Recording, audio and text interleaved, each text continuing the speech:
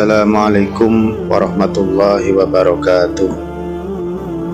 Bismillahirrahmanirrahim. Alhamdulillahirabbil alamin.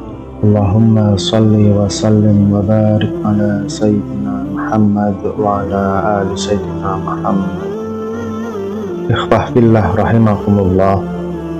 Bulan Zulhijjah merupakan salah satu dari 4 bulan haram, yaitu bulan yang suci nan mulia di samping bulan Zulqa'dah, Muharram, dan Rajab. Kemuliaan itu diantaranya terbukti dengan anjuran Nabi Muhammad SAW untuk melaksanakan beberapa amalan sunnah tertentu di dalamnya, terutama di 10 hari pertama bulan tersebut. Dalam sebuah hadis yang diriwayatkan oleh Abu Daud dan yang lainnya dari Ibnu Abbas radhiyallahu anhu, bahwasanya Rasulullah SAW bersabda, tidak ada satu amal soleh yang lebih dicintai oleh Allah melebihi amal soleh yang dilakukan pada hari-hari ini, yaitu 10 hari pertama bulan Zulhijjah. Para sahabat bertanya, tidak pula jihad di jalan Allah? Nabi SAW menjawab, tidak pula jihad di jalan Allah, kecuali orang yang berangkat jihad dengan jiwa dan hartanya, namun tidak ada yang kembali satupun. Dalam hadis yang lain, Rasulullah SAW bersabda, tidak ada hari-hari yang lebih agung di sisi Allah dan amal soleh di dalamnya lebih dicintai oleh daripada hari yang 10, yakni 10 hari pertama dari Zulhijjah. Karenanya perbanyaklah tahlil, takbir, dan tahmid di dalamnya. Hadis riwayat Ahmad.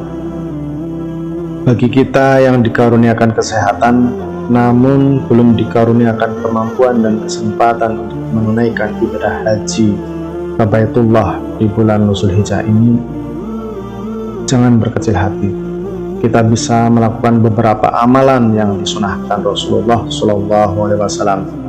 Di antaranya, yang pertama, puasa Zulhijjah. Salah satu amalan yang dianjurkan di 10 hari pertama di bulan Zulhijjah adalah menunaikan puasa sunnah dari tanggal 1 sampai tanggal 9 Zulhijjah. Ummul Mukminin Hafsah radhiyallahu anha menuturkan, sesungguhnya Rasulullah SAW berpuasa Asyura 9 hari pertama bulan Zulhijjah dan 3 hari pada setiap bulan. Hadis riwayat Abu Daud. Dalam hal ini boleh berpuasa penuh selama 9 hari dari tanggal 1 sampai tanggal 9 Zulhijjah, atau berpuasa pada sebagian harinya saja. Namun jangan sampai ditinggalkan puasa pada hari ke-9 karena keutamaannya yang luar biasa. Yang kedua, berpuasa hari Arafah. Hari Arafah jatuh pada tanggal 9 Zulhijjah. Hari ini penuh dengan keutamaan, di antaranya merupakan hari pengampunan dosa serta hari bagi para jamaah haji untuk wukuf di padang Arafah. Ummul Mukminin Aisyah radhiyallahu anha meriwayatkan bahwa Rasulullah SAW bersabda, tidak ada suatu hari di mana Allah banyak membebaskan hamba dari neraka daripada hari Arafah, dan sungguh Dia mendekat lalu membanggakan mereka di depan para malaikat seraya berkata, apa yang mereka inginkan? Hadis riwayat Muslim. Oleh karena itu, Rasulullah SAW menganjurkan untuk berpuasa di hari Arafah, sebagaimana hadis dari Abu Qatadah yang menjelaskan bahwa Rasulullah SAW bertanya tentang puasa Arafah. Kemudian Rasulullah SAW menjawab, puasa Arafah dapat menghapuskan dosa setahun yang lalu dan setahun yang akan datang. Puasa Asyura atau 10 Muharram akan menghapuskan dosa setahun yang lalu. Hadis riwayat Muslim. Yang ketiga, sholat Idul Adha. Di bulan Zulhijjah terdapat satu hari raya bagi umat Islam, yakni Hari Raya Idul Adha. Hari Raya Idul Adha jatuh pada tanggal 10 Zulhijjah.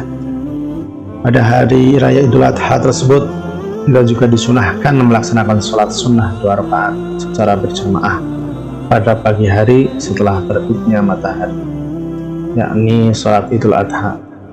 Mengenai sholat ini, Ibnu Abbas meriwayatkan sebuah hadis. Rasulullah SAW pernah keluar pada hari raya Idul Adha atau Idul Fitri. Lalu beliau mengerjakan sholat Id 2 rakaat.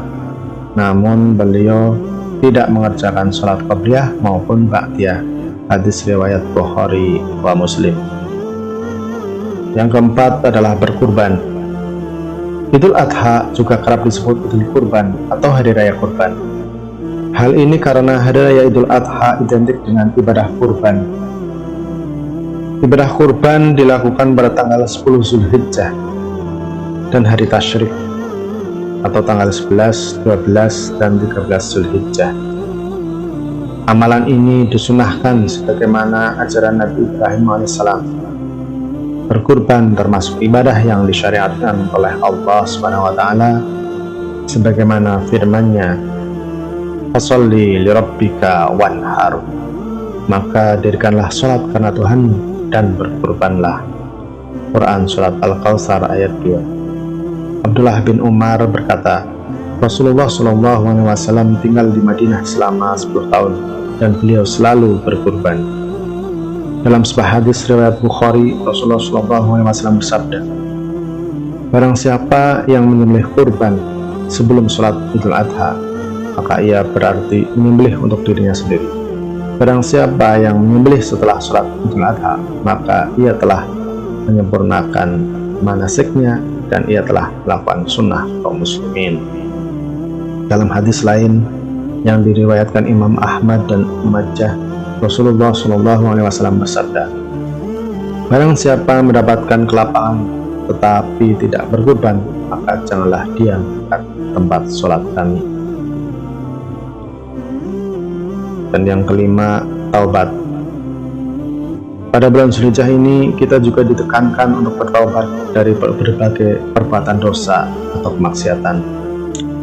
Bertaubat dilakukan dengan menyesali dosa yang telah lalu, meninggalkan perbuatan dosa seketika itu juga, dan bertekad untuk tidak mengulanginya lagi. Selain itu, kita juga disunahkan memperbanyak membaca istighfar. Ikhwahfillah rahimakumullah. Demikianlah beberapa amalan yang disunahkan di bulan Zulhijjah ini. Semoga kita semua diberikan taufik dan hidayah oleh Allah SWT agar bisa mengamalkannya. Amin ya rabbal alamin. Wallahu a'lam bissawab.